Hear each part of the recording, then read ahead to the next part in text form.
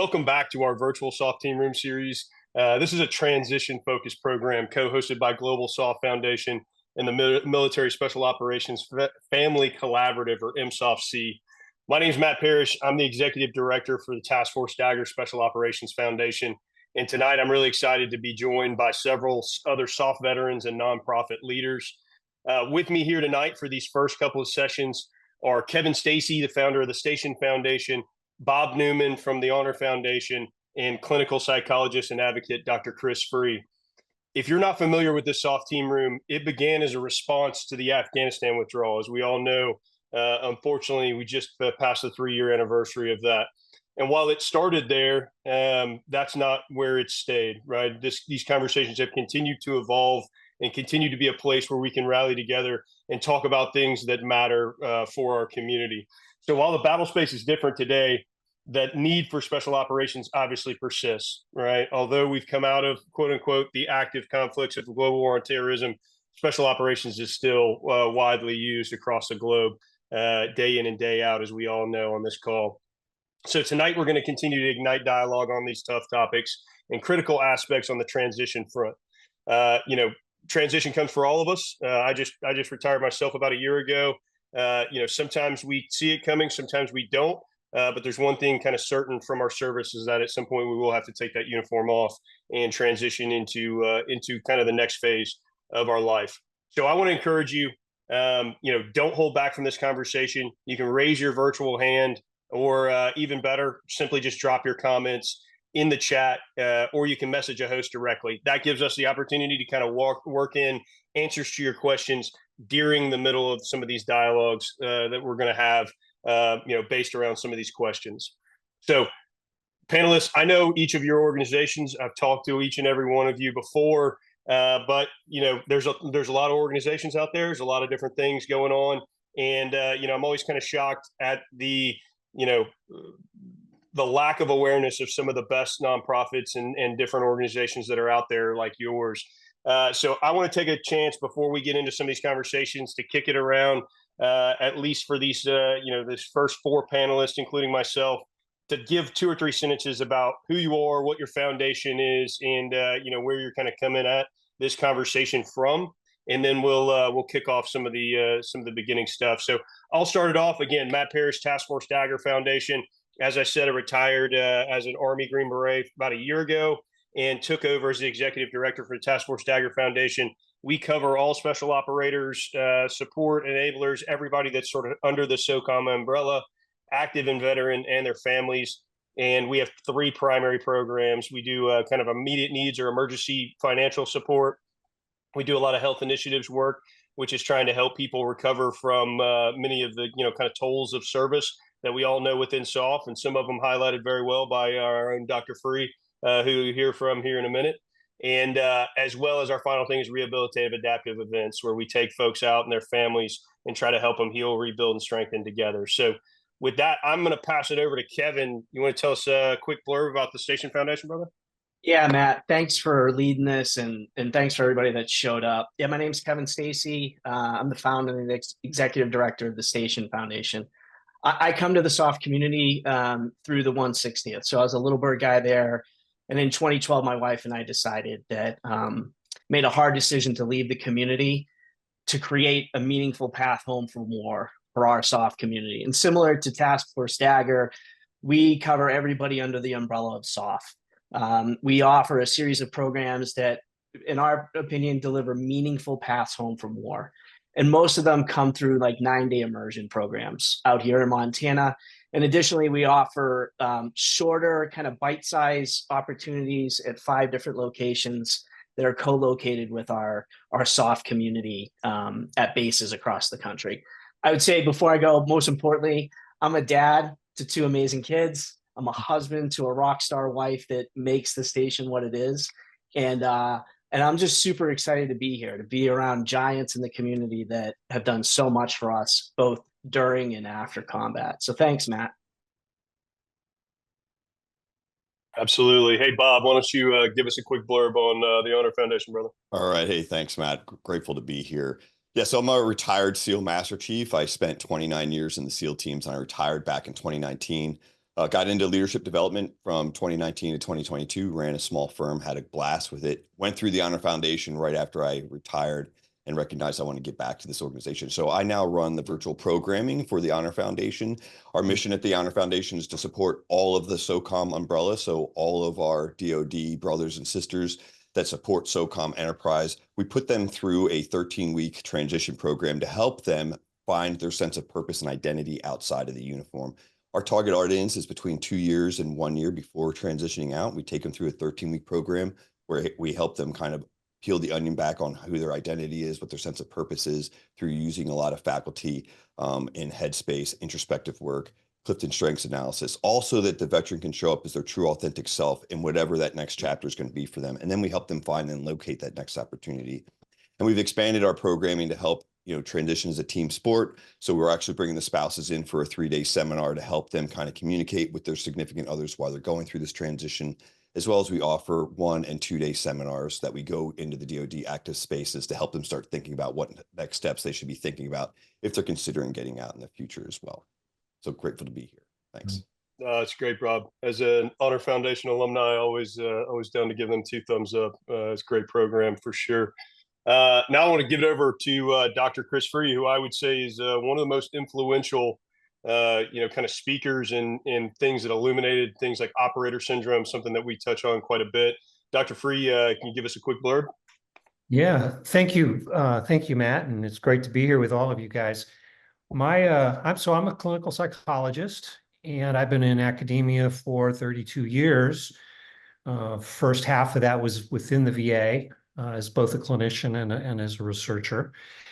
About 4 years ago, we published a paper titled Operator Syndrome, describing the very common patterns of interrelated injuries and impairments that affect operators, but we also know it affects many of the enablers, combatants from other types of conventional units, as well as first responders. And I had the pleasure to be out in Los Angeles last week and got to meet with a group of federal agents and SWAT officers, and so there's a lot of groups that experience very similar kinds of injuries and impairments. Also wrote a book titled Operator Syndrome.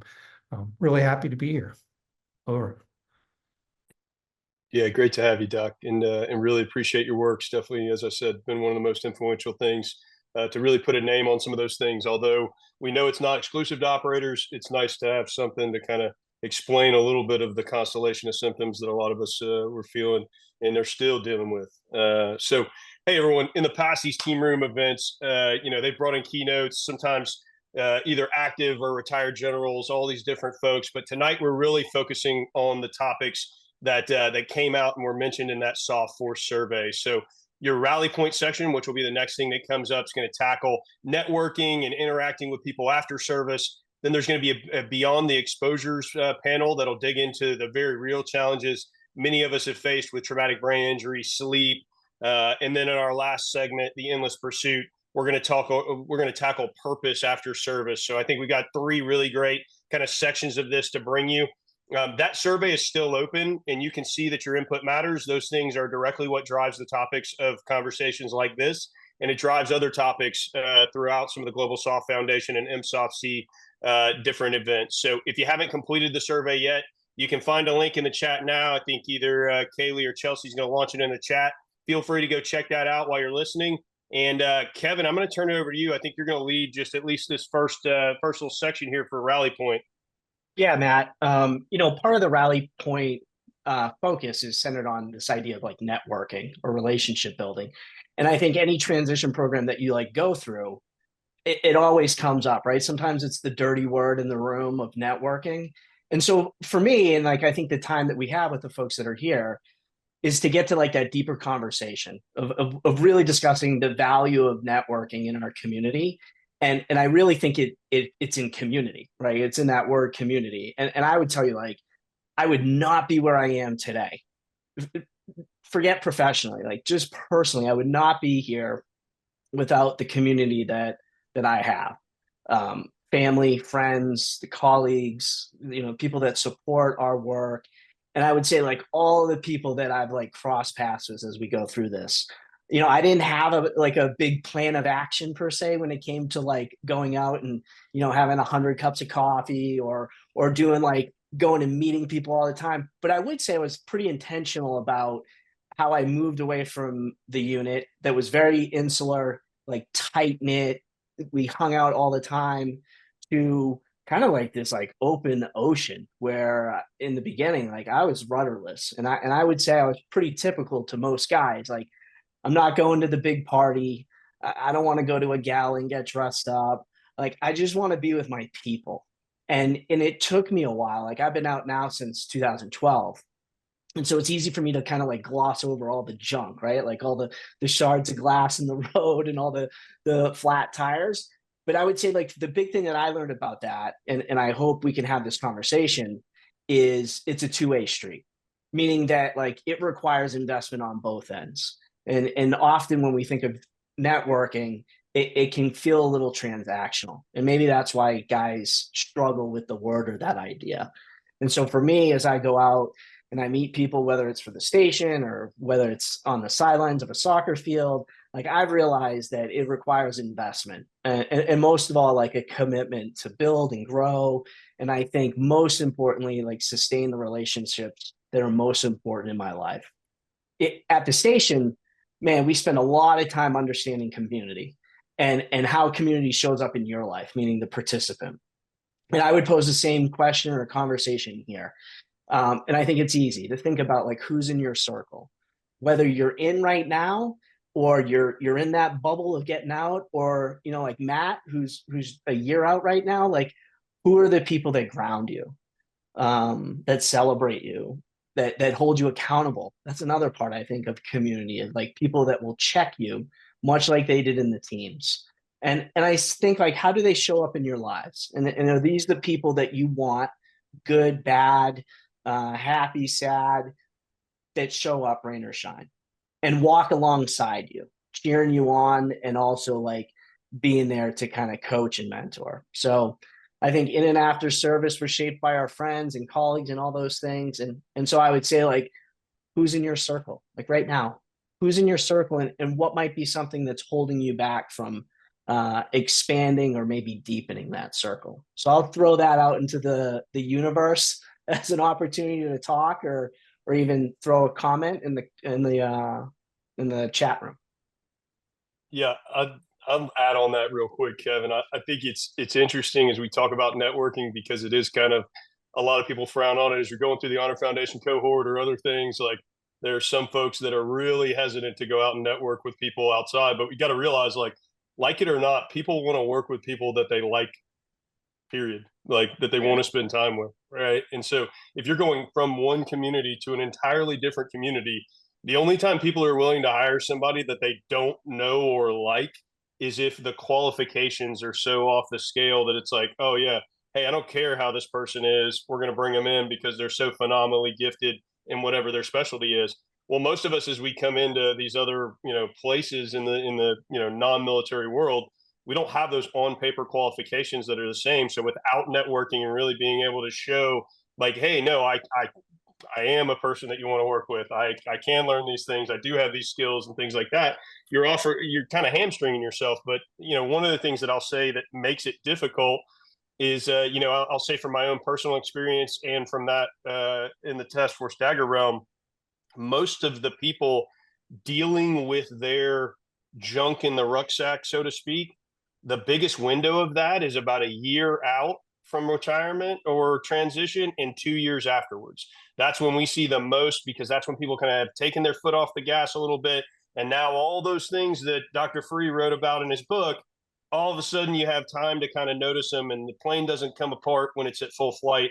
It comes apart, as the engine comes back down, right? And so I think it's a double-edged sword of where it's the time you need to be out and meeting new people and talking to people the most. And for most of us, it's the time you want to do it the least, because you're dealing with this, all of this cumulative stress and all these things. And so I know I felt that way, even though I'm, people from the outside think, hey, you're a real personable dude, networking, no big deal. It's like, yeah, but I don't want to go do it because I'm dealing with all this other stuff. So, I know that was a struggle that I've had, and I've seen in my peer group as well.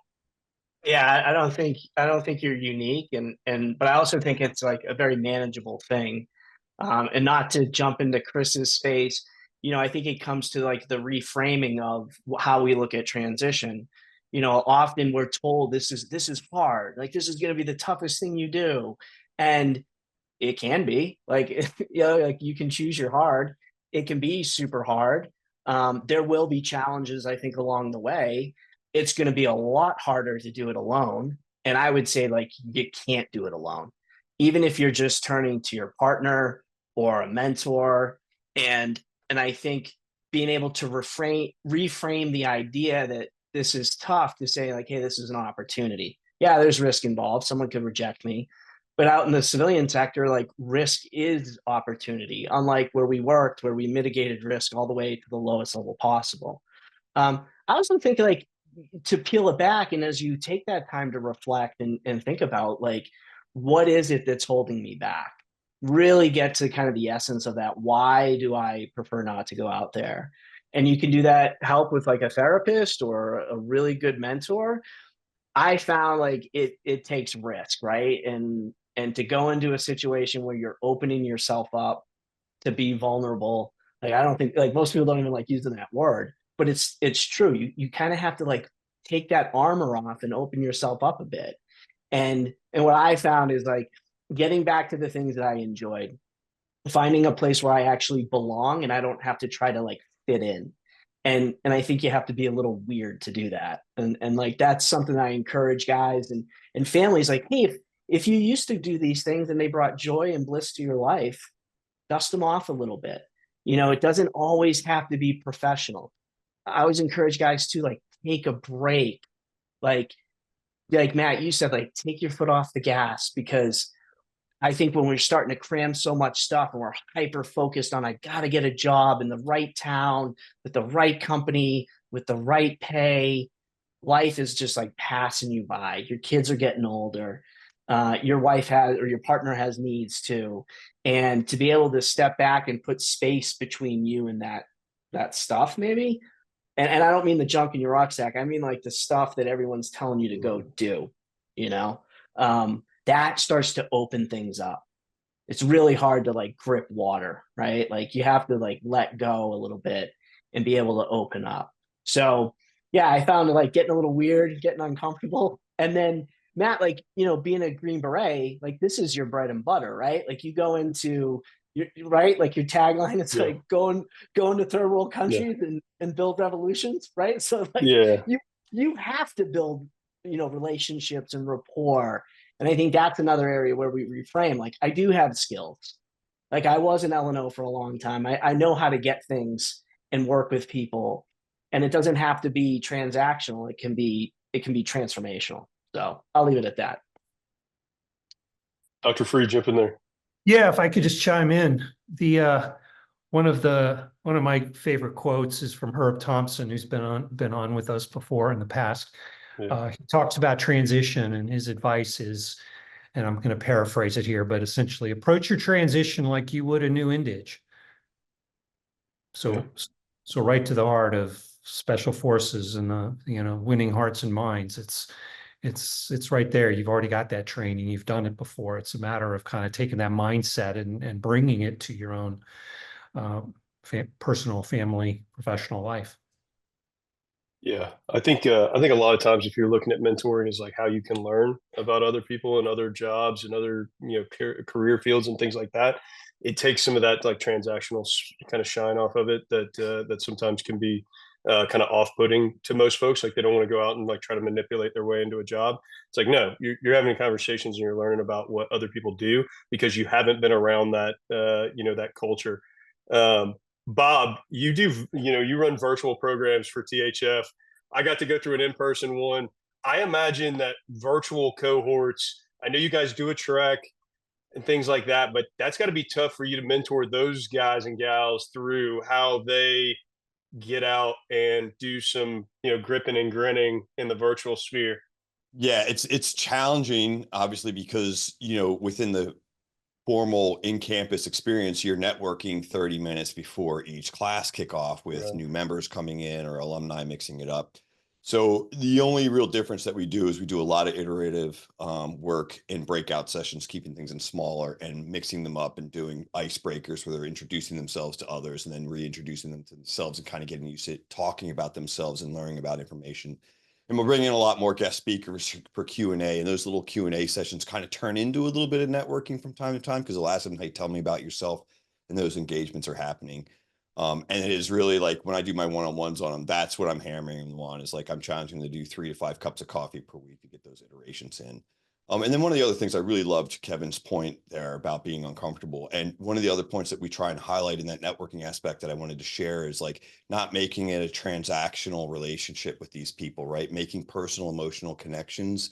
And the frame of mind that I'm always in when I'm growing my network is like, wow, Matt is a very interesting person, or Chris is a really interesting person. Who are the people in my network that I think would be valuable for them to talk with and learn from? And then I'm immediately pulling myself out of this dialogue and thinking about how I can help others. And it allows us as special operators to feel much more comfortable in our skin when we're having those exchanges and then building rapport through those relationships and conversations. Then it takes a natural path. And the last one is like that feeling of being uncomfortable and wanting to fit in. That is a real struggle for our transitioning veterans because we are such a part of feeling like we're in a collective tribe and we're seeking for that. And one of the anecdotes I do tell our fellows is like, you do want to find that place where you feel right. Like you don't want to have to put on some persona to show up to work every day and feel like you're going to be fulfilled, because we know that's not a recipe for success. We want you to be your true, authentic self. And when you're interviewing or meeting with people, you want to trust that they're able to be their true, authentic selves too, so that you know when things are aligned well, it's a good fit. Bob, that's some great points. One of the best guys I saw that did what you were talking about was a guy named Jason Davis, who was in my honor foundation. He's a former Ranger, and all he cared about in every mentor or every networking session was like how he could connect dots through different people. And it plays really to, like you said, like our community is much more willing to help someone else than they are to help themselves, whether it's in suicide prevention or transition or in any kind of place. They'll give you a shirt off their back, but they won't ask for anybody else's handkerchief, right? So if you think of it as like, how can I go out and help my, kind of brother and sister left and right of me connect, it might help you out a little bit. That's right. And if you ever feel lost at a networking event or a party, just act like you're the host, and then you'll naturally kind of fall yourself into that sort of networking person. And the host will be greatly appreciative that you're showing their guests a good time as well. Yeah. Absolutely. We got one question in the chat. I was trying to read it. We may have to work it in here in a minute, but I think we've got maybe 1 minute. Let's see. All right, I'll read this and see if I can type you an answer and see if a couple of the other folks might be able to chip in on that as well. Dr. Free, I'm going to hand it over to you to get the Beyond Exposures discussion started. Really excited to hear from both you and both of our experts from home base. So appreciate it. Yeah, thank you, Matt. All right, so we have 2 of the health leaders in SOF Health here with us today, both at the program from home base. I'm gonna let's see. I think I'll allow each of you just to say just a few words about who you are, what you do, and kind of a little bit about your background, and then we'll jump into some of my questions. So maybe Dr. Mata. Sure. First of all, it's great to be here. Kevin, speaking about your points about collaborations and networks, it's nice to see some of the attendees. It's such a small community and people that I know from different networking events like the Special Operations Medical Association meeting, Selma in North Carolina, where I met some people there who are on the call. And so my background is and pertinent to this is I actually was in New York on 9/11. I saw it happen in real life, so we all come here and enter into what it is we do for different reasons. And my background is in psychiatry, the interface between medicine, neurology, and psychiatry, addiction medicine and brain injury medicine. So I was at Fort Drum for a number of years and worked at the DivBIC there, and then went over to Naval Hospital Camp Pendleton at the Intrepid Spirit there. And so long way around, I ended up at home base, and I've been there now for about a year. A lot of it is due to challenges that are within the system that exist within DoD, Defense Health Agency, and Navy Medicine that speaks to some of the challenges that exist within this population. So, and I'll kick it over to Joe. Thanks. Yeah, good evening, and thank you for having me. I appreciate it. Networking, I think, rings home for me, and a little bit of courage to outlast uncertainty sometimes gets you where you need to be. So I'm a retired Navy psychologist, retired last year, and I'm the Senior Director of Clinical Services at Home Base. But to kind of come full circle to networking to what we're talking about now, in 2018, my path to Home Base was a guy with his hands out looking for help. In 2018, I was starting to see the downstream consequences of protracted conflict on my operators. And it led me to kind of seek outside my thought silo and look what's out there in order to be able to find some help. And lo and behold, there's a long story short, I found myself in Boston, Massachusetts, and went to Home Base and started to understand what it was, meaning Massachusetts General Hospital, and an ecosystem that includes Harvard and whatnot. But I quickly turned into, within 3 months, creating the combat program with their talented staff, and Ross Safant taking an NFL model and flipping it around and sophicizing it, for lack of a better word, and then having operators come out of the command in order to refine it, and that's 600 operators later. So you flip it around and go, you're talking about networking, and it's just the ability to bump into somebody in some area creates the opportunity for possibilities. And I'm here in 2024 as a guy a little bit less than a year now retired, and I get to work with Sophia and a talented group of people, and with a focus on veterans, their families, and our active duty SOF. Thank you both. Okay, so let's tee up a little discussion here. We all know that no soldier goes to war and comes back unchanged. We know this. And we know that special operations, in particular, incur a massive dose of what many of us are now calling cumulative allostatic load, in terms of the years, the incredible intense training, the sleep deprivation, the circadian disruptions, the blast exposures, the physical wear and tear on joints, the combat injuries, the other injuries that occur in training, impact forces, the things that are in the air and the chemicals, so the toxic exposures, so many different things. And we know all of this now, and we're still trying to figure out how to make better sense of it, how to take care of our active service members, as well as our operators and all of our soldiers after service. So for our doctors, it's not going to be any surprise to you what I'm about to say, but when we look at the SOF survey that MSOFC and Global SOF have been doing, what we have found is that sleep apnea, insomnia, and frequent waking at night are the primary. Sleep is really one of the primary physical health concerns of the community. What are you guys doing at Home Base?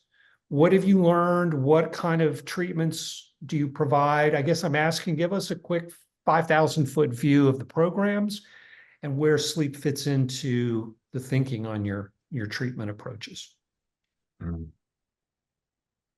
I can kick it off with the programs, and then have Sophia kind of play off that.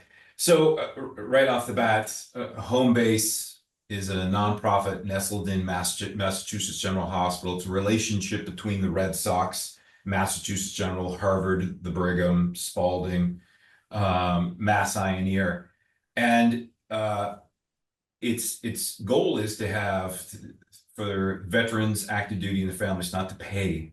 And to come up for treatment. And so there are 4 pillars, but the one we're talking about right now really kind of is nestled under clinical and research. And so it has 2 national programs, and when we get even a little bit refined for special operations, which is the focus today, it has 2 programs. It has one combat, which is the evaluation, which gets to your point, Chris. And then another one is treatment, which is the intensive clinical program. If we go to combat, my answer to you is sleep is so sensitive to so many different things, and that you need a really good evaluation to understand. And that combat evaluation where you get to see a PMR doc, that's a physical medicine and rehabilitation doc that looks at TBI, you get scans, you get blood work, you see a psychiatrist, a psychologist, a neuropsychologist, so on and so forth. It also includes a sleep study. And so part of that is getting a really good evaluation of it. So what's home base? It's treatment, it's evaluation. But part of that is really understanding that you have to take a look and break it into its parts and understand the whole and understand the contributing factors that go into sleep. And one of the things that we're finding just under our N of roughly 600 operators to kind of like double down on your point is that we're seeing, we had 61% of our folks have had sleep apnea, 20% insomnia, BMI was at 33%, which is incredibly important because are we talking about sleep's contributing to that? Are we talking about something on the emotional realm that's contributing to that, so on and so forth, or functional disability? Elevated cholesterol at 44%, pre-hypertension at 57%. And those are all important because when you talk about sleep and you talk about traumatic brain injury, you talk about overpressurization and you start getting into intricacies and the interplay between the brain, it can have cascading effects in different areas. So the answer is it's a really good evaluation and understand where the head and the tail is as it pertains to sleep. And I'll kick it over to Sophia for her thoughts. Sure. So it's such a huge knot of different types of exposures that's based on MOS. So if you think of, SEAL exposures versus, the people, PJs, people who are jumping on planes, on the fast boats. And what we're trying to do is get away from diagnostic categories. So if you think of what treatment is at NICO or, Walter Reed or the Intrepids, you've got to meet criteria for that. And how many operators underplay their exposures, do not talk about the fact that they've had these subconcussive or concussive injuries, especially when you're downrange. Like, who's going to sit there and say, no, I need to take a break? It's not going to happen. If you look at what it takes to be a special operator, you're talking about the 1% of the 1%, the tactical athletes who have the resiliency, hardiness, and grit to actually make it through selection, whether that's BUDS or SFAS or whatever things that you need to do to become who it is that you are. So you get by on no sleep. You're told to suck it up, cupcake. It's like you've got to go through all of these things in order to make it there. And then throw on top of that, exposures in combat, whether that's physical exposures, psychological exposures, and then you just have this sort of problem where you have a difficulty falling asleep, difficulty staying asleep. So mid-cycle awakening, you may have parasomnias, difficulty with restlessness, and we turn to things like alcohol, or you're not drinking, you're not eating appropriately, and you're now not. You don't have the same connections that you did before. So you start to disconnect from your buddies. You're in, I've heard this so many times, you come home from work, you end up in the garage, because you don't want to be with the missus or the kids. And so you're in the garage, you're working out with weights, listening to music, and you want to be left alone. And so you engage in all of these things that actually impact your sleep. But some of the things that we need to focus on are what could be significantly wrong where you should go see someone, because the worst thing you can do is to not address sleep as a problem, because it can lead to worsen medical outcomes, metabolic disorder, weight gain, all of these physical impairments that lead to an increased risk for cardiovascular disease, a heart attack, stroke, and late life depression. So what can we do to sort of address this, to change your trajectory? Because that's what we really need to do. And so really sort of getting out of your own way so that you can address these problems is what's really important. Sophia, let me kind of follow up a little bit on something you said, and you touched on it, and I think you're right on. that there is kind of this idea, this concept for for operators that they can sleep when they're dead. Could you just, like, sleep is irrelevant now, you'll sleep later. Say a little bit about why sleep now is so important. Well, that's a great question. So when you sleep, I like to say this because people can understand this. When you sleep at night, the garbage gets taken out. You know, if you think of the garbage trucks, they come in at 4 o'clock in the morning and they pick up your garbage. The brain has something called the glymphatic system, which is kind of like the lymph system, but it's in the brain. And the toxic buildup of metabolites in your brain they get rid of it when you go to sleep. Also, REM sleep, non-REM sleep, it's all important for different reasons, whether that's going through your memories and putting them down in sort of your brain, going through those processes. But also, when you're in deep sleep, that's when your body repairs itself. So that's when your physical muscles and pains, your body repairs that. Also, that's when immune function improves. So all of these are all interrelated. Your brain, your mind, and your body are all interconnected. So getting good sleep is important for all of those reasons. And one other piece, talk about hormones. What is the relationship between sleep and testosterone, for example? Oh, so that's a wonderful question. Thank you. You know, it's one of the things that we also see in addition to changes in cortisol levels, thyroid functioning, and we do see a larger percentage of people with low testosterone. It gets challenging when you're talking about, okay, well, what's causing that? Because if you have sleep apnea, we know that that is associated with low testosterone levels. TBI itself is associated with low testosterone, but it might not just be testosterone. There's a whole neuroendocrine system that could be out of whack. So, and everyone's always focused on, okay, well, what's my total testosterone? What's my free testosterone? And it can vary, actually relatively in a short period of time. There are a lot of things that can impact that. So the challenges that I've seen, especially within active duty, is they seek, especially in the SOF community, they seek performance enhancement. So, and I'm not saying taking, you know, like from community docs, we've all seen that. I think performance enhancing drugs, and, you know, the head of Navy medicine came out and talked about that at SOMA. But it's not just that. I think people are seeking answers to the problems that they're having, and they feel like they're not listened to. So I think it's time that we address the whole warrior for the whole health. And that's what our healthspan model is looking at. Love that. Thank you. Joe, I'm going to give you any final thoughts on sleep before we move on to traumatic brain injury. Yeah, you know, I'm listening to you both, and the interesting thing is sometimes the solutions are the problems. And an example is, well, where did, you know, performance enhancing use of things like testosterone come from? And I think that's a separate conversation in itself. It came for a lot of reasons, you know, and where it was related to. And a lot of folks will say that, hey, when I'm on it, you know, I'm kind of back to me. I feel the energy, those types of things. But then the next question is, what is the consequence of overuse? And we're starting to see that. And I think, you know, one of the things that Sophia and I have been working on as we start talking about this evaluation that we're talking about is you have to think differently. This concept of health span is you have to go right.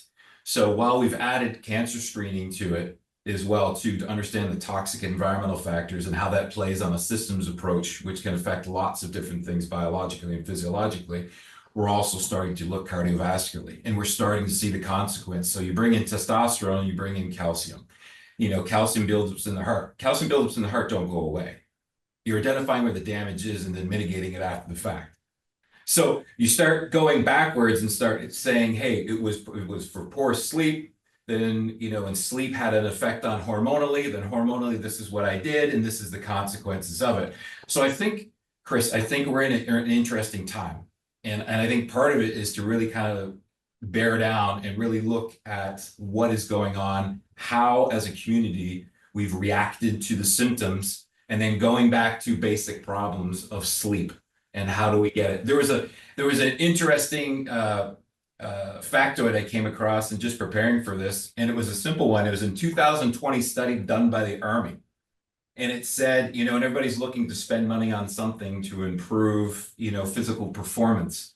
And they said that 37% of soldiers, when they look at their sleep, if they improve their sleep, they suggested that they could enhance their physical performance of the force. That's the force of the Army, which is roughly 500,000, right? Without requiring nutritional training modifications, or eliminating different things within training itself, just by getting better sleep. And so my point is that when we argue about particular things and spending money, and we're looking sometimes at chasing the consequences and solving the consequences versus the root problem. For me, part of the challenge for operators, as well as many other populations, is sometimes it's framed as finding the time to sleep. Mm-hmm. Sometimes I frame it as making the time to sleep, scheduling that time, creating those hours and blocking those hours into your schedule. Do you have any tips on, and this is I guess for both of you, do you have any tips on how to do that better? And I guess part two of that question is, speak a little bit to medications or supplements that people use for sleep and the pros and cons of those. Yeah. I'll kick it off and I'll throw it to answer the latter part of your question over to Sophia. But I think if I had 3 buckets, but I really want to peel back something and actually throw it out back at everybody here, is I would say, okay, sleep hygiene, one of them. You have to be a good detective when it comes to sleep, is the bottom line. And that's what sleep hygiene is all about. 2, I would say the CBTI training really is a training. I think everybody should get it. It really goes down to the cognitive behavioral thought processes we have. It goes into the behavioral processes, goes into mindfulness, which is just another word for kind of de-hyperarousal, which is, I think, a problem in the community itself. And the third is an evaluation that is all-encompassing, that looks at everything from the hormones to everything else that we talked about today. But the one thing I just throw out there, which I think is really not talked about a little bit too, but you kind of went there, is talking about a little bit about A, the culture, and B, the psychology. The culture, I think you already touched on it, but the psychology is, we ask people, that goes to Sophia's point, you have these people come in, there's a can-do attitude, we're going to get the mission focus. And as you get reps and sets and you get some time underneath your belt, you have these incredibly selected in to be conscientious, if not overly conscientious, independently minded people. And so they get it done no matter what. And there's an element of guilt and self-guilt that comes with that if you don't self-sacrifice.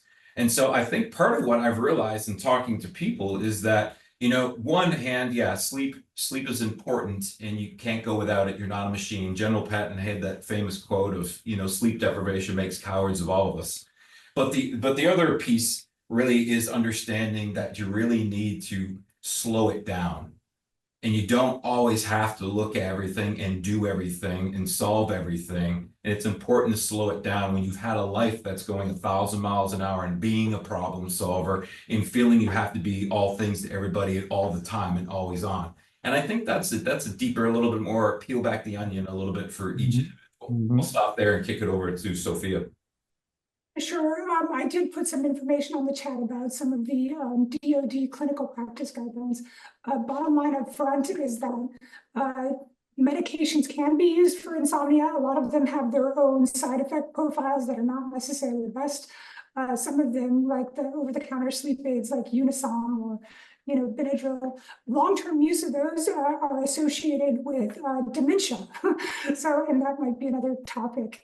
But also the Z drugs like Ambien or Zolpidem, the Zaloplan or Azopiclone, all of them have parasomnias or behaviors that can be exhibited when you take them. Also, if you have a likelihood of over drinking, which can be seen in this population, you can run the risk of actually misusing or abusing them, taking them during the day. I've seen all sorts of things. So like Joe said, I think making sure that you figure out what's causing the insomnia is probably more important than than actually finding a pill that you think is going to be the magic bullet. Right on. All right, I'm going to shift gears here just a little bit, although sleep and brain health are obviously tightly connected. There's a lot of things in the community, in the career of an operator, that is going to have an effect on brain health. And really today, I think more than ever, in my 30-year career, we're really learning and focusing on the effects of traumatic brain injuries, TBI. And we now know, really, within the last decade or so, that blast exposures, which are just a ubiquitous, common, universal experience, training and combat for operators across all branches, we're learning, or we have learned, that blast exposures cause different types of injuries to the brain than impact forces do. And of course, there are many other things that also can damage the brain, such as oxygen depletion and toxic chemicals, among other things. So there's still so much we don't know, and providing good care is a challenge under the best of circumstances. And then we have to acknowledge that many operators don't have access or are unable to find access to brain health programs. What do we know? I guess just put it to maybe Sophia, I'll start with you. What do we know about brain injuries? And what do we want our operators and their families to understand? Because I'm quite sure we have spouses and other family members on with us tonight. So speak to that a little bit, if you would. Sure. Well, I can take the entire rest of the time. No. Can you give us the way, please? I think, so you talked about several different important topics. One of them is repetitive exposures to glass. If you think of cumulative exposure to glass, most recently the study by Brian Edlow that just came out involving 33 special operations forces looked at advanced imaging that really is not available in many places, but it's a 7 Tesla MRI, along with biomarkers and functional imaging, and looked at service members, special operations forces who didn't really have findings on regular imaging. So it can be like you want to grasp onto this and say, yes, that's what's going on. And everyone is worried about, the CTE and all of these other things. I think what's important to realize is that probably what's going to be more common is the service member who is complaining about, I just can't seem to concentrate as well as I used to. My memory is not as good as it used to be, but the neuropsych person told me that I'm scoring normal. I hear this daily, especially with SOF. And again, I think of it as the 1% of the 1%. You guys function at a much higher level, so that if your typical cognition and memory is up here, and then it goes down to here where everyone else is, it's not going to take the difference. I did see recently that it does appear that they're going to be checking baseline neurocognitive testing, and I think that's a step in the right direction. When Brian had the study came out, and General Fenton came out and was talking about it, they said, well, now what? And what we were wanting to do is say, okay, well, that's home base. That's what the direction that we're heading in is. Okay, well, so then what? How do we leverage big data like artificial intelligence, machine learning, and use of large numbers of cohorts over time, so at different levels of exposure, and working with again, talking about collaborations, who's your network? The MARSOC Sabres program that does baseline and sort of 5-year, 7-year data on EEG neurofeedback and cognitive testing, because we've got to accumulate data across the entire lifespan of an operator to figure out, okay, well, what's the regular trajectory like, and how do we change that trajectory? And then I'll kick it over to Joe. Yeah. Just to kind of build off of what you just said, just as an example here, I'll just share an anecdote. One of the things that we see, whether it's hormones, cognitive functioning, many other things, is the comparison in medicine is often to general population.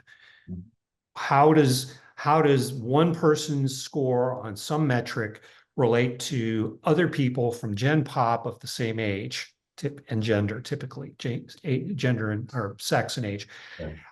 I've seen individuals come where I've worked with them. They test out at, say, the 85th percentile of IQ. And of course, they're being told, wow, you're at the 85th percentile of IQ. You're great. You're good to go. You're wonderful. But then we find that when we've treated them, after we've treated them and they're functioning better, their IQ measures out, it goes up to the 95th, 97th percentile. So I think this is a real blind spot that we have in medicine. And it's good to hear you talking about it, and that we're seeing more awareness of this. Joe, what you got? Yeah, when it comes to TBI, even just ground yourself in the research for a second. The bottom line is that folks who have moderate or severe TBI, they can have premature brain aging. Just stop there. The average is, depending on the study you want to reference, it's somewhere between 2.5 to 3 years, right? And we're not talking about multiple. We're not talking about multiple mechanisms of injury, whether it's overpressurization or blunt trauma or whatever it is. So I think it's real. And if you you break it down, make it real simple, that this thing right here drives things that are happening in your body all over the place, from your endocrine, your hormone, or has downstream effects on cardiovascular and so on and so forth. And you realize that traumatic brain injury can significantly impact the system. And so if you want to start reverse engineering that comment, then you really need a good, well-rounded systems approach to assessment to understand where you need to attack the problem set. And just kind of like even pushing this over to where we were talking about with sleep. And deep stage 3 is your deep sleep, but REM, and that is in stage 3 is your restoration, your resiliency and emotional processing is your REM. So if the impacts to your head, whatever the mechanism, are influencing your sleep and the cascading effects it has cardiovascularly and whatnot, or hormonally, you understand that this is the answer to your question. It's really complex, Chris, right? And it really needs to kind of like put all the parts on the table and take a look at it comprehensively. And my bias right off the bat is, if you don't do it like that, then you may be shooting in the dark or looking at the wrong thing. And I think that's the most important piece. So the work like what Sophie is talking about with Brian Edlow and the other folks that are looking at are so important to give us a clue about how we need to evaluate it, because the evaluation leads to what do we need to help solve the problems. Today, we know the symptoms pretty good, but we really need to answer questions like, why is it impacting Matt instead of Kevin? What's the difference between the individuals? Why? Because that's going to influence how we customize our treatment, and then it's going to influence how the treatments that we use for those people. So I think that's where we're going with a lot of the biotechnology and AI as well. Yeah. Kevin, what you got for us? Yeah, Joe, I just had a quick question, because you've been on like both sides of the table, right? Like you were at command, you're on that side, and now you're up at home base. Do you feel that the components are equipped to do these studies and then develop like a treatment plan for guys that are dealing with these things like in-house? Like if a guy, because look, 15 years ago, we got these cognitive assessments for TBI. Have no idea where it went, like what my score was, right, and like what happened with it. And I know there's other organizations that do like hormonal panels, and the guys say like, yep, I do them, and I don't really know what happens. So you may be biased, Joe, right? But like I see some of these like third parties outside of the command structures being like best in class to do this work. But I also know like you have a choke point right at your door. You can only support so much. So how does the community wrestle with this of knowing guys are getting banged up, knowing that there's like cognitive decline, but don't really have a runway to influence or impact it? Yeah, great question, Kevin. I go back to, hey, my story is, hey, in 2018, I left the community to kind of look what was out there because I couldn't find the solution to my problem. So I think it's a rising tide lifts all ships approach, and if I had to give you a broad-based answer, I'd say the solution is going to lie in DoD strategic partnerships with tier one academic institutions, nonprofits, in order to bring the synergy, and that's biotechnology and the big dogs as well too, all together to do it. But you have to break it down even more than that. And I think where you started is incredibly important. You said, I did something and it never came back to me, and I don't know where it went. That's two problems. One is you didn't get feedback, which means you didn't understand what was going on, which means you didn't have some behavior modification in order to kind of help you either health-wise or performance-wise. So that's an in-house, we can solve that problem. That's needs to be done. But the other piece is, where's the information going and how are we aggregating it and feeding into the system? And I think one of the things that's plagued the system as a whole is that we splinter off and go in different directions. So depending on what information I have, I look at the problem like this, and depending how many bits of information, I define the problem as that. And I think the answer in the future is going to be aggregating amongst the strategic partnership of folks and funneling the information in a particular way. But to your point, there's a lot of players involved, but they're involved in a synergistic way. And if you don't have that, it's going to be a difficult uphill battle. And you always have to inform the operators so they can make informed decisions and put that kind of, like our phrase is health span decision making. I'm going to do this, and I understand the consequences and the risk rewards of doing it. Thanks, Joe. Appreciate it. Mm-hmm. We have a poll, and I'm a little bit not clear on where that poll goes or is. So I'm going to ask Kaylee to help me. Kaylee, can you help me a little bit with this poll? Yeah, it should show to all the participants. And then once it's done, the host and panelists should be able to see it and incorporate it into the conversation, I believe. I see it on the screen. Is that if everybody can see that now? Yes. So take a moment, read through that, please. And if you don't mind, give us your best answer.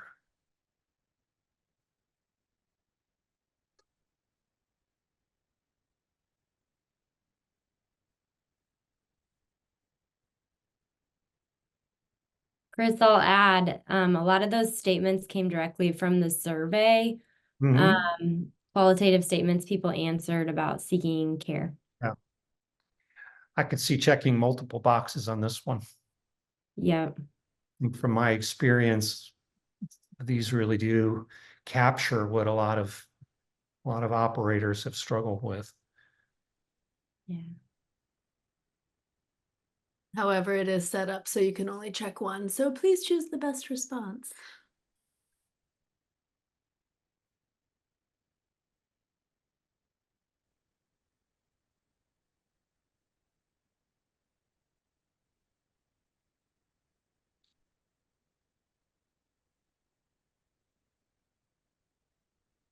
And Chelsea, do you have the ability to show the results here in a minute to all of us? Fantastic question. Can you see them now or no? Oh, well, sorry, that was an assumption I made. Let's see. It's like all the cognitive tests we got before, Doc. We're not going to get the results. Don't worry about it. Just kidding. Just keep it moving. No, I'm just kidding. I thought everyone was seeing that. There we go. See it now? There we go. I really thought we were all just watching the numbers come in together. So my apologies. So here's the bad news right off the bat. Only 11% are saying, yes, it was the first step to feeling okay again. If we combine that with the next one, we have about a quarter, almost a third of our audience is saying, yes, it was helpful, or yes, but appointments took forever to secure. Mm-hmm. And then I guess small percentage don't need the help. Small percentage don't have time. Then we get into quite a few are unable to find a doc. These don't add up to 100%, so I'm not quite sure. Oh, I see it. I was missing the very bottom one. Okay, 44% saying not applicable. Okay. I don't know how to interpret that. I'm sure a number of people on here might be, spouses or family members or people who haven't actually experienced TBI themselves. So that's probably what that relates to. Yeah, that's what I was gonna say. Chris, the sad one is the third one, which is didn't believe my challenges or felt embarrassed and ashamed to ask. I think that's fortunate. And I think one of the reasons why I came up to home base kind of fits into this piece right here. It had a very nuanced approach to it. In this case, let's take combat. That's SOF specific. And I think the cultural competency, regardless of how you treat anybody, military, non-military, doesn't matter, is incredibly important. Understanding the challenges and why they may feel like that and how to approach that to get them to kind of get the care that they need. Absolutely. And what I've seen, what I've heard, I shouldn't say I've seen, what I've heard from operators going to the VA over the last, what I've heard over the last decade is that very frequently it's a 5-minute conversation when they get to the traumatic brain injury part of an evaluation. And the conversation usually ends, or often ends, after the operator says that they were never blown up by an IED in combat overseas. That oftentimes that seems to be the marker that the clinician is looking for. And without that, without having been blown up, without having been unconscious for some determined period of time, they often will just move right on without understanding that blast exposures are an inevitable and inherent part of training. So I don't remember the exact number, but I think Naval Special Warfare had a data point that indicated that 95% of their operators have a TBI before they even go out on their first platoon. Right. So just from training alone. Yeah. And that's not well known out there outside of the SOF specific programs. Okay. So part of what I say to the guys I work with is you're going to have to educate your care providers. Your care providers they're naive and they're ignorant, and it's not necessarily their fault. They just have not had access. They've just not had the reps with guys like you. So talk a little bit about, tell us a little bit about what home base is doing and kind of how you approach TBI evaluations and treatments at home base. Sophia, I'll start with you.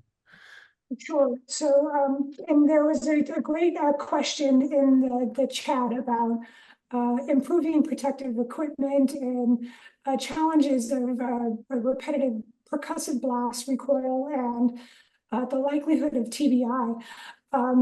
We were at an SW just back in January and talking about, these blast gauge monitors that everyone wears, and 1/4 of them weren't working, or they just don't even want to wear them. And then what are they doing with the data, and how long it takes for Navy medicine to even act on the data? We all know the challenges that just inherent with this type of data, because if you report on it, then you've got to do something. It's like, then what? Even the 4 PSI rule, if you think of most SOF members, they're getting exposed to 4 PSI daily, potentially. And then what? Are they going to go see medical every single day? They're going to clearance every single day. And then you have to remember that what is necessary is force lethality. And what does that take? So it's almost a double bind, but I do think that we do need to develop better equipment, better ways of determining, okay, well, what are the exposures? Again, switching more to an exposure model rather than a diagnosis model. And then what sort of interventions can we do that are in the performance realm, whether that's human performance or POTIF or whatever brand you have within your branch. What things can we do to actually optimize healthcare and keep you in the fight longer?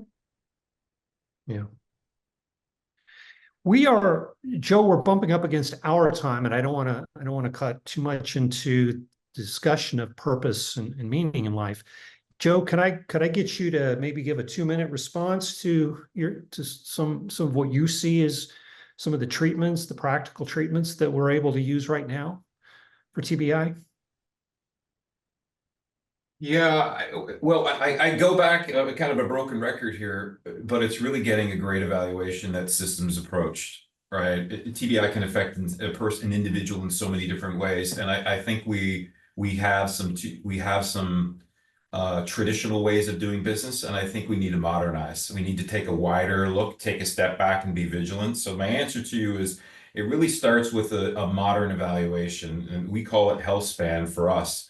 But it looks at different things. Like cancer screening is not a separate and distinct thing. It's part of it. Cardiovascular is not a separate and distinct thing.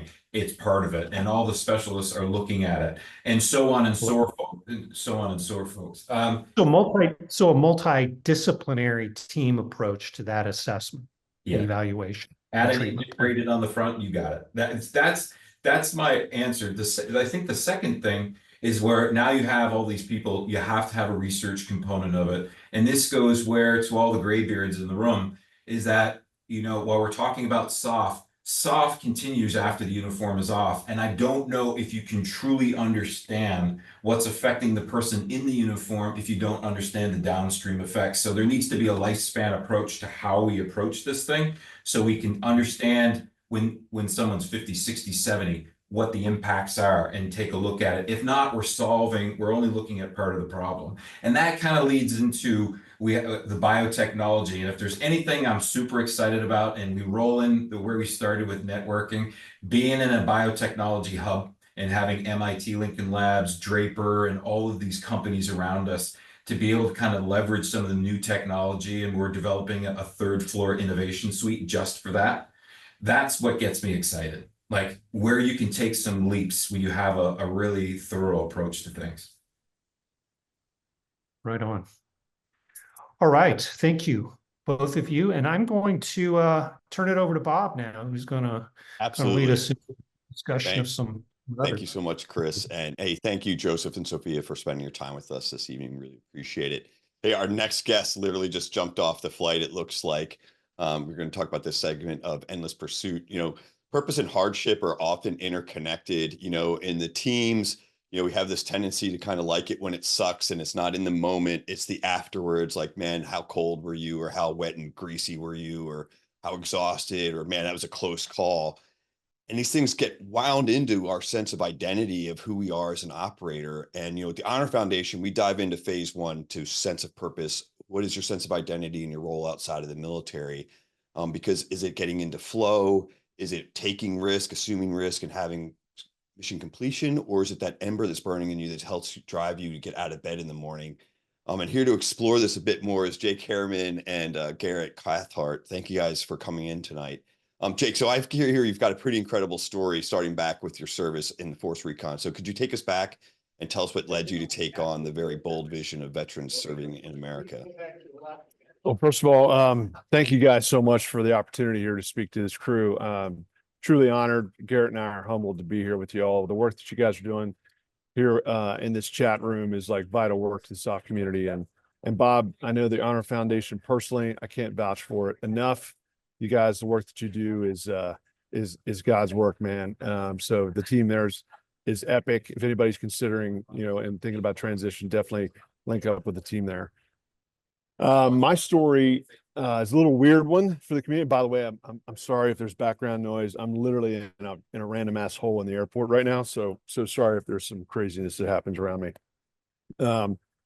I had the privilege of serving with the men of 3rd Battalion 1st Marines on the infantry side first, and then 1st Force Recon Company. I was platoon commander there after that, and did a few tours of combat, Iraq, and a few other places. And it was really during my time in combat that I saw this really crazy connection between the desperation that extreme poverty was creating in the areas we operated, and how it was fueling the growth of a lot of the cells that we were trying to eliminate, whether it was insurgents first or Al-Qaeda or eventually ISIS. And, we were going out there every night doing these snatch and grab, capture, kill missions, but these movements kept growing. And we began to see many times that it was oftentimes it was because these extremists were exploiting the conditions of poverty in these places. They were going out there dropping off food, building, building schools and stuff in these communities. They were also horribly oppressive, but it was the only options these poor farmers had because the aid groups couldn't reach them. It was too dangerous. And as you guys know, you probably all know the VSO mission, the village stabilization operation stuff that we tried, but we're operators, we're trigger pullers, door kickers. We don't know how to help people grow crops, right? So that's not our specialty. And so we're not very good at that. And so these poor farmers really had no other options. And if you think about it, for those of you who have kids, how far would you go to make sure that your kids got food to eat, right?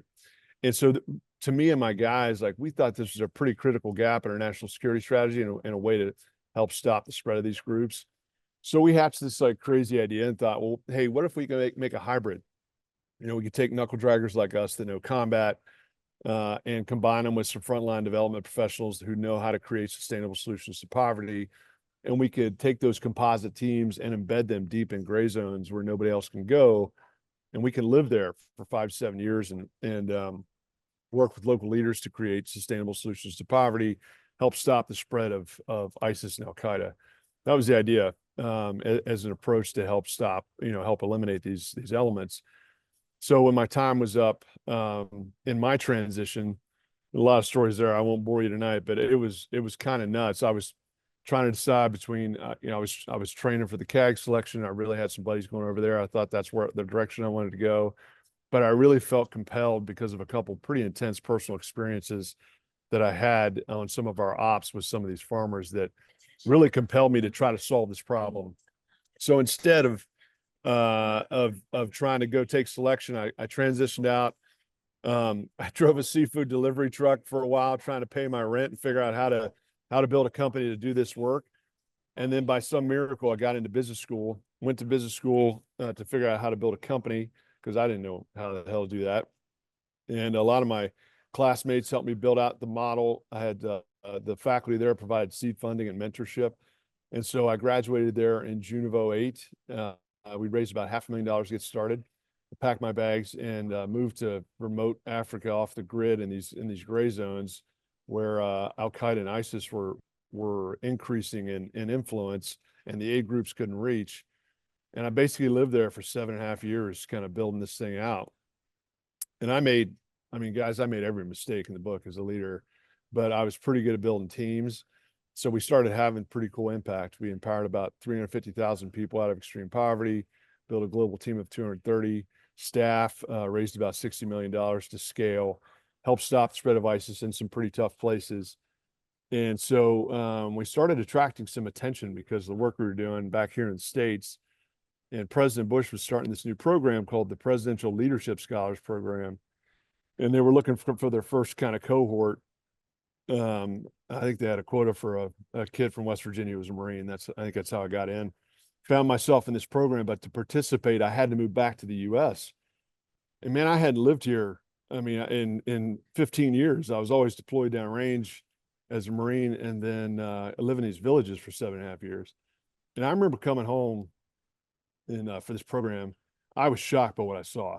I did not recognize the country I left to fight for in 2000. You had these people, Americans hating on each other. You had these people on the left and right and this nonsense and divisiveness and fear. And you had these creepy politicians that weren't trying to help make things better. They just wanted to make themselves famous. And this political system was so corrupt. And man, I thought, I got really sad, I mean, all of us had been downrange fighting for the idea of America, only to realize it wasn't going to be ISIS or Al-Qaeda that defeated us. It was going to be us. And then I got really pissed off and I thought, I'm not about to let the sacrifice my buddies made, who paid the ultimate sacrifice for the idea of America, let go in vain just to come home here and watch us tear ourselves apart. So I tried to figure out what I could do to help here at home. We fought extremism overseas. And now I wanted to try to figure out a way to fight extremism here and help heal the country. But I didn't know what to do. I mean, I was a knucklehead. I was a Marine. What am I going to do? But I just had some mentors like, oh, you should run for office. I said, that's a terrible idea. I'm definitely not doing that. So I started looking for some other ways I could help out. Finally, I had some donors who've been backing me for a long time. They said, hey, look, we're transitioning all our money into this new space to try to figure out a way to build a center in America again and help the country heal. and you were this kind of weirdo that didn't know anything about aid, but you built this model that disrupted the global aid industry. Would you take a look at the politics industry as a way to disrupt it? And if there is, we'll get behind you and back you. So I spent about 4 months diving in, trying to understand what's going on, what's working, what's not working. And out of that, I came up with an idea. I wrote this, 40-page strategy. I sent that around to some of my mentors. I had Madison, John Allen, President Bush, a few other people gave me some great feedback, said, man, you got to do this. So I put together a 12-month transition strategy out of my organization, Fighting Poverty and Gray Zones, because I want to make sure that thing survives. I'm still very passionate about that. Handed off the reins in June of 2020, and I didn't have to worry. The CEOs are crushing it now. They're doing better than when I was there. I think they just had to get rid of me. And then in July of 2020, I set up this new thing called More Perfect Union. I'll give you kind of a 30,000-foot view of what it is that Garrett and I and the team are doing. We saw the fundamental issue was Americans just don't talk to each other anymore. We've been siloed. We've been forcefully divided into these two echo chambers. And actually, our politicians and media celebrities are dehumanizing the other side. It's actually, you guys know, it's a tactic we use in combat. And we don't even think about how often you go out and actually have a conversation with somebody that doesn't think like you, doesn't have the same background, doesn't look like you. It just doesn't happen that much anymore. We don't have meeting places like that anymore. And so I saw that problem and the increasing divisiveness and how Americans are afraid of each other now. And then I saw this amazing untapped asset, this strategic asset for the country that was not being tapped into, which is our, brave men and women coming home from overseas in the wars in Afghanistan and Iraq. They're coming home and they're doing good things here. They're building great careers, but you know what? They're kind of missing out on some purpose and meaning, and they need a new hill to take. And, as veterans, man, we need a new hill to take. We need a hill to take. We need that purpose and drive. And there's no greater hill to take in this moment, guys, than to try to help save our democracy. We fought for it overseas downrange, and now we got to fight for it here at home. And so we recruit top veterans from around the country who are kicking ass, and we train them up at this program at the University of Montana. Got a really great partnership with the team there. It's actually led by the president. There's a ex-Green Beret, who an old West Point guy, served in Afghanistan and Iraq. So in partnership with them, we run this program. They go back to their home state and launch what we call brickyard operations and scale it across their state. So brickyards is our version of chapters, right? So the idea is veterans are an amazing asset for the country because they still have convening power. People on the left and right still trust us, and we can bring people together in these brickyards to do community service projects, civic engagement programs, and leadership training. Americans, we need to get people physically together again, break bread together, have tough conversations together, get our hands dirty and sweat together. And by doing that, we can find, not just common ground, but go beyond that and actually find higher ground. Remind us that there's so much more that unites us, remind us what it means to be Americans again. And I tell you what, I've been blown away and humbled. I recruited a team that's far better, smarter, faster, tougher than I am. And that starts with Garrett Cathcart, who's our executive director. The dude just crushes it at everything he does. He helped build Team Red, White, and Blue. He started Mission Roll Call. And this thing is scaling like crazy. We're actually way beyond our capacity right now. Veterans are hungry for something like this. And honestly, the American people are hungry for something like this. And to just be clear, this is not veterans helping veterans. That's a really important niche that needs to be filled. This is veterans actually helping America right now, recruiting everyday Americans into this movement, because we're a government of by and for the people. We can't wait for politicians in Washington to solve this problem. We, the people, have to solve this problem. And that's what we're all about. So sorry, I'm going to shut up. I've been running my suck too long. No, Jake, this is great. Thank you for sharing your story. And before Garrett leans in, I want to hear kind of more about how you're delivering it. And, I get the sense that you were really successful over in Africa, building trust with those people abroad. In Africa, they have kind of a shared experience, right? They're in poverty. They're getting a solution that's probably going to get them out of poverty and not exposing their family to more risk, right, through ISIS and whatnot.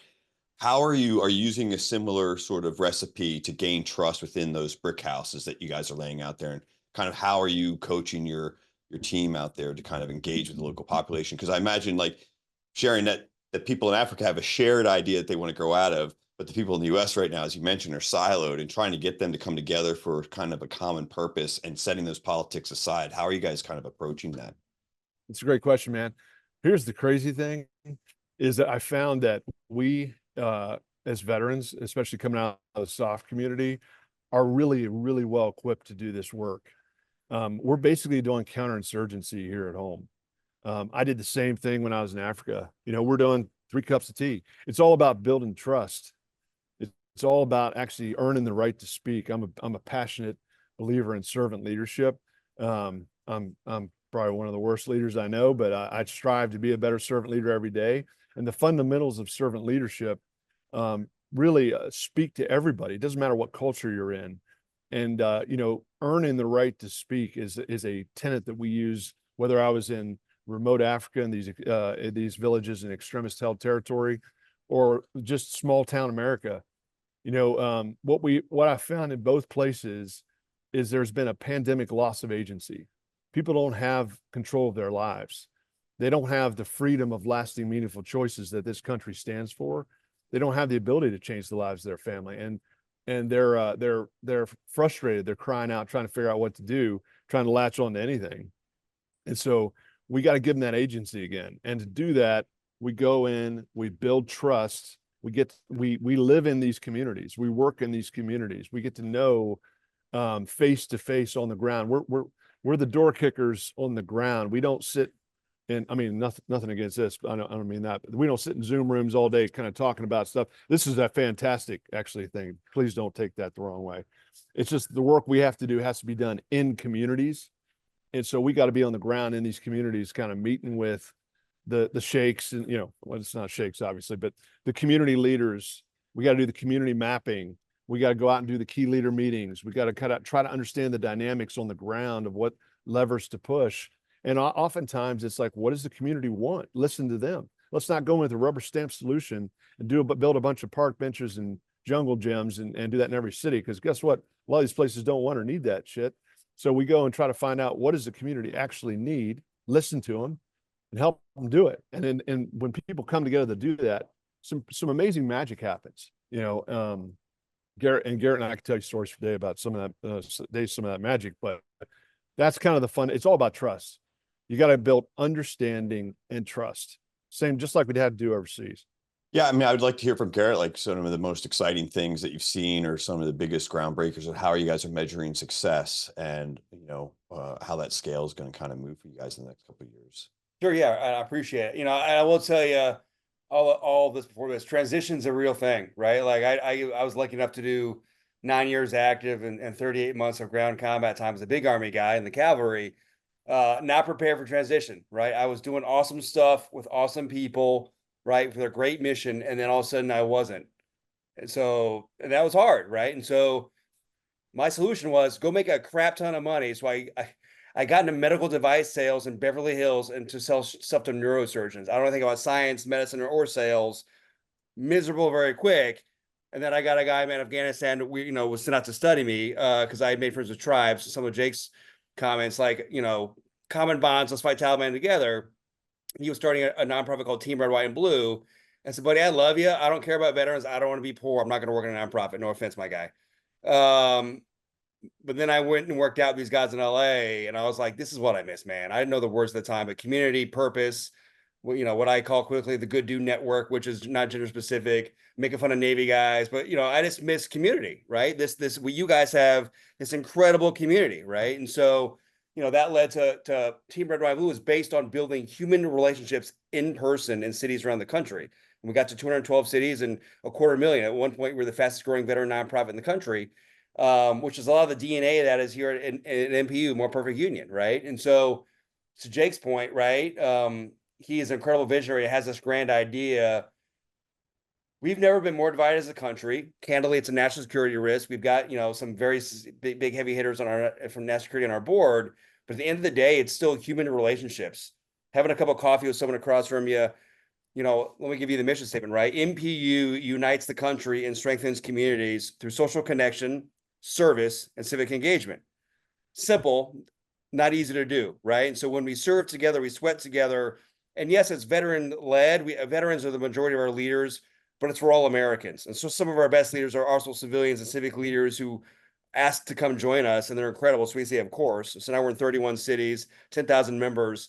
Was there a need for it, right? And so it is, for me personally and a lot of veterans, the ultimate purpose is coming back home to serve, right? And this was founded after, the pullout of Afghanistan. I served for a year there. That's hard, man, right? When some of the things that you're most proud of in your life, I don't want to say disappear, but, the end state is not what you hoped it had been. So the ultimate purpose of coming home here and working in your hometown, your community, we have a lot of rural towns have brickyards, which is incredible. It's a hard population to reach. A lot of big cities have it as well. And so we measure success, not, we talk a lot about outputs and outcomes. I'm sure a lot of you do it especially at home base. One of my great friends is Sergeant Major Richard Rice, who's a huge fan of home base. Max Hogg V's guy that helps out Delta. But, it's not just numbers of members and numbers of cities that we're in. We measure hearts and minds, right? Changes of perception, social cohesion index measure.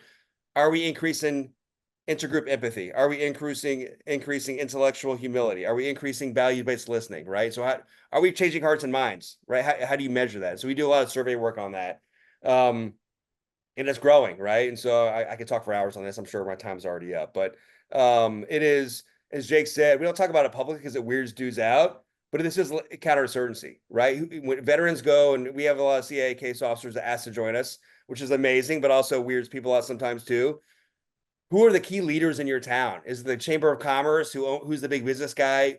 Go have a cup of coffee, build a relationship, and ask for their help. And so it's growing exponentially because the people who are leading our brickyards, as volunteers, by the way, working for free, know what they're doing, and they're really good at it. And people respect them from their previous life of service. And so the secret sauce has been not only veterans, but some of our best, candidly, are SOF veterans, right? Because they are cut above. So I'll stop there. No, that's great. Bob, let me give you a concrete example really quickly of what it looks like, because I know that's one of the things you want to know. That's what I was going to ask. What's a week look like in one of your volunteers? Well, so Garrett did this event in Glen Rose, Texas, right? We have a brickyard leader there, incredible leader. She pulled together 200 folks from the community.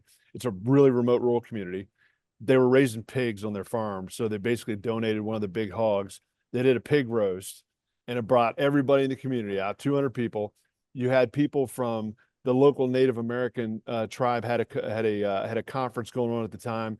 You had folks who were literally illegal immigrants that were living in the community come. Then you had dudes from the local militia that came, and all these people were sitting at the same picnic table, just chowing down together, talking about their kids. It was like an incredibly beautiful moment. And then they did this clothing drive where they gave away a lot of shit to members of the community that actually needed help, because again, it was all sourced from the community, and that's the kind of magic that happens when you get people together. It's not left and right, what color your skin is. You guys know this from the teams, right?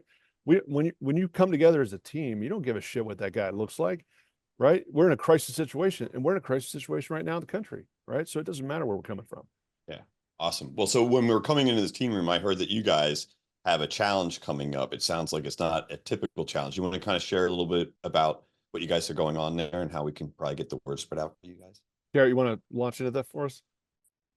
Sure. Yeah. I mean, Jake and I realized we're in a unique place in our country, right? And we've had so many people ask us, what can we do? What can we do? There's not a brickyard in my city. So it was very clear we had to create a way for folks to engage and to participate. And so I was exacerbated by an assassination attempt on former President Trump, right? And Democratic hot swapping candidates. It's just people are on edge no matter what you think politically in this country. And so, we just decided we got to face it head on, right? We don't talk politics, we're nonpartisan, but we are politically divided. That is what the division of the country is. And so the challenge is called Coffee and Courage. Courage is one of our core values. Coffee is part of, one of our programs is a coffee club. And the idea is that you just ask to coffee someone who thinks differently than you do politically. And you sit down and you have a conversation. It's 3 questions, right? What does the promise of America mean to you, right? What's it mean to you? And how do we get there? So it's not hard-hitting policy questions, but one of the main problems of that we're facing and why we're so polarized and getting more polarized is that I'm watching my social media feed, I'm watching my news station and yelling at my TV screen. And I'm not going to coffee with one of my good buds I served with who votes differently. Right. And so, and then I challenge 3 more and he challenges 3 more, he or she challenges 3 more, and it grows similar to the Ice Bucket Challenge. And so the idea is that Yeah, it does take a little bit of courage to sit down with someone, invite them to coffee in real life across from a table and talk about what America means to you, right? It's not something we do every day. Jake has got an incredible network. We've got some great leaders that are going to do it publicly. But it's only going to work, frankly, with incredible veteran leaders like yourselves who've stood in the gap, who know what the courage is to, and look, your convening power. When you do something, your community listens, just the way that it is, right? You're leaders. You took an oath, you still have it, and people still look up to you.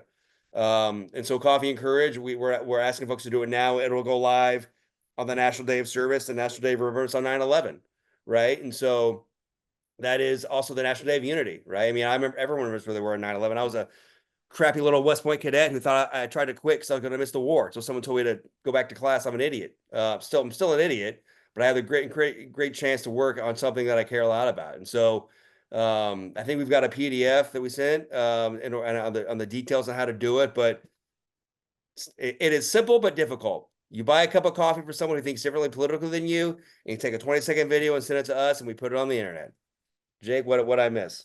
And last thing on that, post it on your own social, tag 3 your good buddies, tell them to fucking, oh, sorry for my language, guys. Tell them to take the challenge too. Green. No, easy day. Yeah. So there's a lot of, military folks, I'm sure people in this team room too, that try and keep that apolitical lens when it comes to being, uniform wear or retired uniform wear. Is there a way that they could participate in this challenge and still kind of get through the authenticity and still outreach with people? Yeah, absolutely. I mean, this whole movement, guys, is completely apolitical. It's specifically not partisan. We don't lean left. We don't lean right. It's a big tent, man. We want everybody in the tent. I don't care what your political views are. And the goal in trying to reach across the aisle and find somebody that doesn't think politically like you do, if that's too difficult, just find someone who has a different background and is not like you, right? Just get outside your bubble. Find somebody who normally you would never have a conversation with, who's an American that you need to understand more about. We just have to meet together. We have to get to know each other again. Americans are not meeting in one another anymore, and More Perfect Union wants to be the new meeting place for America. All right. Bravo. I love the concept. I champion your growth, and I'll help in any way I can to spread the word. Thank you guys for doing that, because the country does need this initiative right now. I'm going to hand it back over to Matt here in the team room. Yeah. Jake, thanks for joining us. Thanks for hopping on in the airport. Little bit of noise, but totally worth it. Really appreciate you and Garrett both walking us through. I think it's a very cool initiative, and I think it is something that most of us serve for a variety of reasons, but our nation's at the center of it, right? There's there are I agree that although we are more connected than we've ever been, we are more divided than we've ever been, because the tyranny of distance and the ability for us to be anonymous and throw barbs at each other or just completely silo off is definitely more readily available and more apparent daily. To Garrett's point, the last couple of months have only seemed to drive it even further apart. So very interesting and very cool for you guys to be able to walk us through what you're doing, and really appreciate the time. I know GSOF and MSOFC are going to share some social media stuff for folks to be able to learn more, but also for them to share and be able to pump out into their networks a little bit. And I was biting my tongue the whole time. Dr. Free and Dr. Mata and Dr. Bondi were talking, because that is eat, sleep, and breathe for the last several years. I was in SOCOM at POTIF doing the cognitive domain and all those things. And it is, one of the things that Sophia brought up was some of the hey, how do we find new technologies? And it was a question that was asked. And I just want to throw out there that one of the key things that has come light years ahead over the last 5 years that I've seen is that if we just all admit and understand that it is a problem, we have amazing problem solvers that are willing to dive in and get after it. The problem for so long was that we didn't agree that low-level blast and residual blast was what was causing some of these things. And so we were beating our heads against a wall, doing a whole lot of reps on a whole lot of net explosive weight in a whole lot of very closed-off shoot houses, that once we realized, hey, I'm hurting my guys. Okay, pause, let's figure out how I can do this a little bit better, right? And so I think we're not. It's not like all of a sudden we're going to have tomorrow, like we're going to have a completely different set of equipment and technology and everything else. But man, as soon as we at least identify the problem, that's literally what these organizations are meant to do, is to solve problems at scale. So I think we're moving in the right direction on those things. And I think, sleep's one of those things that's really at the heart of it. But anyway, I want to get back to kind of on schedule here for our next 100 yards. I'm going to ask Kevin and Bob and a few others to step back in with me here and talk about a few things that are coming up for them, either personally, for their organizations, what they're excited about kind of coming up here in the next little bit. I'll kick it off. What I'm excited about in the next, in near term to midterm, we've been doing a lot of work at Task Force Dagger to try to help bridge this gap, especially in the veteran SOF community, where when you leave, like I said, my last 3 years, I ran POTIF for SOCOM as a senior enlisted leader. And it was amazing to be able to see all of the $100 million worth of assets we were layering on top of what everybody, all the services were giving us. And then the day you step out, it's all gone, right? And so there is a lot of this operator syndrome things that you're working through. As I said, the power band that we see is kind of the year towards transition, and the 2 years afterwards. You notice 1 year of those is covered by a lot of those assets, 2 years is not, right? And so one of the things that we're trying to do is just partner with a lot of other folks in the space and try to figure out how we can fill some of that gap and be able to do it. One of the places that we're partnered with that I will throw a plug out for is All Secure Foundation, who does educational events, quarterly or semi-annually. Actually, Dr. Free and I were at the last one up in Tennessee. Very, very cool events. And again, an opportunity to be able to have some of these conversations like we're having here today over the course of 2 days, and camp out, build some community, be able to do some of those things. And so they've got one coming up. I know they'll send out the link for that here in the chat and some of the other stuff. But if you're in the Fort Liberty, used to be Bragg area, or can travel there, highly recommend that. And then Kevin, I'll throw it over to you. What's kind of what's in your near term? What are you excited about? Thanks, Matt. I think for us, we've been doing this now 12, 13 years, and we've watched kind of like the arc of transition in general. And so for us, we've moved away from, I think, what Honor Foundation does really well, bringing these like large cohorts together and kind of walking through like the system of leaving your team and moving into like the civilian sector. For us, what I've seen a lot of is like kind of the things that we hold really true and dear internally as warriors, and how I think just our country does a really bad job of understanding, one, what that means, like that ethos, that culture, that tribe, and two, like how to like receive that back into your community. So, we've shifted our transition programs into these like 10-day journeys that tap into some of the indigenous tribes out here in Montana, that take ritual and ceremony and tradition that speak to us in the core, and we live those out. So we embody these things as they come out and they move through the things. And I think, from a professional standpoint, yeah, you may not get it selling medical devices in Florida, but I think there's a spiritual component to war. And I think we often overlook it. And I'm not asking folks to be religious in any way, but we're tapping into this like ancestral kind of voice in us that calls us back into the woods, that calls us back into more like primal conditions, and allows us to work through the things that we may carry home in a very authentic way. The second one that we're kind of working through right now is in the Gold Star community. So again, like one of our, foundational programs is working with Gold Star kids.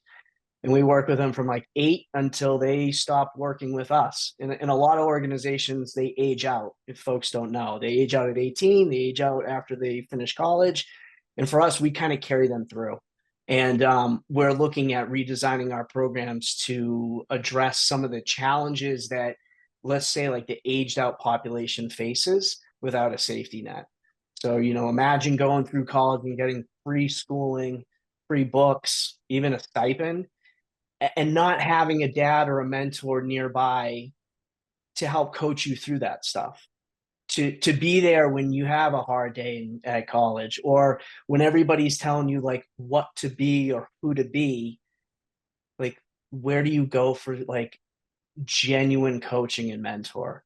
And so we've been made aware of it. We see it for the past few years. And I think it's important for us to figure out a way to support those students. They're not kids anymore, but they still are in a sense. And so right now, those are kind of the two things that we're wrestling through, and it's exciting because we get to build new programs around it. So thanks. Yeah, absolutely. No, that's great stuff. Bob, I'm going to turn it over to you. If there's ever rising water anywhere, I hope you have a boat because you have plenty of paddles. Go. What do you got for the next 100 meters? No, we're super excited. We're kicking off actually tonight. A number of our campuses are starting our fall season now, so it'll kick off until about December 4th, and the rest of them stagger about a week or so. But one of the programs that I mentioned was the transition as a team sport. So that spouses program is going to continue to grow, and we should have one nested underneath all of our campuses. And I'm also excited about the fact that we're celebrating our 10th year now. We now have 10 campuses. That's 2 virtual campuses and then 8 physical. And we're looking at putting a second campus into the Fort Liberty area now. So there'll be one in Fayetteville and then in Torrey Pines. So there won't be that long commute lag there as well. And this conversation, right, makes me excited because I see the impact of what this community is continuing to do by enriching our community post-service and then giving back into this community. What I'm seeing, and I think the rest of the foundations can probably share the same experiences, is our fellows are now showing up more prepared. The vulnerability is not this uncomfortable sort of elephant in the room any longer. It's like the alumni that are teeing up the fellows coming through our program are expecting it, right? Like they are setting them up for success in this program. And by the way, 95% of the interviews that we do for prospects are being referred to by alumni, right? So I know that this conversation is happening. So the more that we have these conversations in team rooms like this, and make sure that stuff's getting back out to the communities, the better everybody can kind of show up ready to participate in the things that we're asking them to do, because they are so different than what we're asking them to do while they've got the uniform on primarily. And it's just really exciting to kind of show up to work every day and then see the growth that's happening within our community organizations and this network. These brickyards, all these things are continue to grow that we're building here within our communities and help everybody else through these transitions, because we're going to have multiple transitions after our military service. So I'm like on my 3rd transition already. I've only been out for less than 5 years. Yeah, I think there's a misnomer, especially for those who are thinking through it or just talking on the high points, that like transition is a single source. Like, hey, you transition and you get your job, but we know like 80-something% are not in their first job after 12 months. Like you're going to continue to transition. You're going to continue to evolve as a person, God willing, and not, be stagnant as like the same dude you were when you left the service. And so it's a continual kind of self-reevaluation and a reevaluation of your kind of contingent around you and what's going on. I think it's interesting, and I'm glad to hear you say that you're seeing cohorts show up better prepared. I think it's similar, transition, similar to MTBI, similar to all these things, blast injury, sleep. Like, I used to hate when I was a younger dude on a team when people would be like, oh yeah, just having the conversations, like moving the ball forward. It's like, no, we got to have like some action. But I've actually, now I guess I'm old enough where my beard's not gray yet, but I've actually seen some of that happen where like identifying the problem and talking about it, like actually mobilizes people to start working on it. And there is action. It's slower than we would like it to be at times, but transition's a great spot where that has happened, right? Like I used to mess with Greg Smith when he was the SOCOM senior enlisted leader, because he'd be like, oh yeah, we're terrible at transition. We're terrible at transition. We're terrible at transition. It's because like, that's what he had grown up hearing forever. And then when you get to the point where you actually like pop your head out of the sand and you're like ready to, you realize like, holy cow, in the last 5 to 10 years, the Station Foundation, the Honor Foundation, so if all these different things have popped up that are now like, you just got to take advantage of it, right? And so because that problem was identified and because we started talking about those things, people like yourselves, devoted their lives to being able to fix those things. And it's the Yeah, same to me for sleep, for MTBI, all these things. Go ahead, Bob. And I'll just take an opportunity to plug, the Honor Foundation for the operators, right? So we serve for life. So whether our alumni goes through and they're moving 5 or 10 years or taking a transition to a completely different role, or you're an operator that got out 10 years ago and you're like, man, I am not in the right place and I want to find a new role for me, you can come back through the Honor Foundation. Even if you've been out, I think I've had somebody that was out for 15 years go through the Honor Foundation and totally pivot their roles. So we offer that for life for all of our operators out there at the Honor Foundation, free of cost, 13 weeks. Yeah, and I think you can see if you're logged into this thing, if you're listening, I know I saw it throughout the panels, like there's this kind of overlap of a lot of these things all at a similar time towards the end of your service or towards the beginning of your non-military service, right? You end up with all of these like health effects from the cumulative allostatic overload, which I completely think is true. Have experienced it myself. I'm still experiencing it, while also trying to completely change careers and figure out how you're going to put food on the table and all these things. And the reason transition's hard is because it's stressful, because you're going through a whole bunch of that stuff all at the same time. And so, if you get nothing else out of this, there are organizations out here, some of which are listed in this team room right now, some of which are not, but are partners with many of us in here that are here to have your back, right? And each one of us, maybe come at it from a different little lens or have a little different spin on it. But the overlapping coverage is pretty incredible if you just kind of figure out, who's who in the zoo, what you need, and all those things. One of the things, as we're kind of wrapping up on time before we get to the after party, one of the things I'm excited about with Task Force Dagger, I'm on the Honor Foundation SOF Advisory Board. I say Honor Foundation as much as I do my own job. So Bob, I almost plugged you guys instead, but one of the things for Task Force Dagger that we're looking at, like our sweet spot on some of this health stuff is kind of next gen, but not future, right? So not in the like completely research space of we're not sure if it's safe or not. It's safe, it works, but it's not covered by insurance yet, right? And we've been able to have a lot of impact with a lot of folks on things like ketamine therapy or psychedelic assisted therapy or SGBs and all these different things that our hope is that we can advocate. And I know many of you on this call have been part of the advocacy for this, for things like that to be covered by the VA, by TRICARE and things like that, so that we can start unpacking this. And then we'll all move on to kind of the next thing, right? The next problem that's wicked that we all want to jump in and solve. But I would just say help's out there, it's available. And there's a lot of organizations that are looking to help out. And there's a lot of places that you can plug in during your transition, not just to get help for yourself, but to help others, as we talked about earlier. So I'm going to open it up one last thing. If anybody's got some alibis that's here on the panel, before we get into, the kind of close up and the after party, does anybody here on the panel have any kind of last things they would like to say? All right, we're saving it for the after party, Kaylee. So no big deal.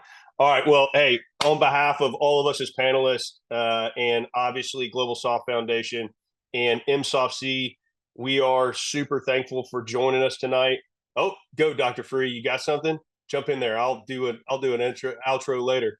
Go for it. No, I actually hit the wrong button. I don't have anything to say. Oh, now you gotta say something. No, okay, I'll say. No, I will. I do have a thought. I do have a thought, and it's been percolating. So maybe it was a Freudian slip to hit that button. There's amazing things happening out here in the community, and when I kind of started to tune in and engage with the SOF community about a decade ago, there wasn't that much out there. So just, I guess, kudos to all of you who have become part of the solution here for your community, for our community. And so I just want to tip my hat to that. But I also want to say, I think we all need to be mindful. We are mindful that it is getting harder and harder to sustain what we're doing and to scale it. And there are so many operators. There are operators from other nations. There are many operator adjacent folks in the private defense community, the intelligence community, the SWAT communities, law enforcement, firefighters. We have so many so many of brothers and sisters out there who aren't getting help. And I think part of one of the tragic things that I'm sort of looking at right now is the more we are learning, the more we're able to help people, the less capacity we have to do it at scale. And I don't know what the answer is, but right now I don't see the VA being very involved in the solution.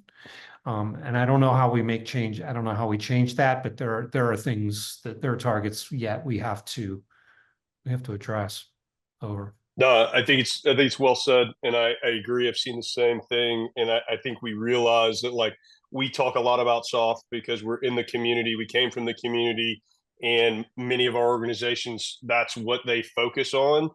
But we know that, like, there are a ton of folks from across the conventional military that have been in extremely high duration and high risk combat that have had a lot of the similar things, and like you said, across first responders and a bunch of other things.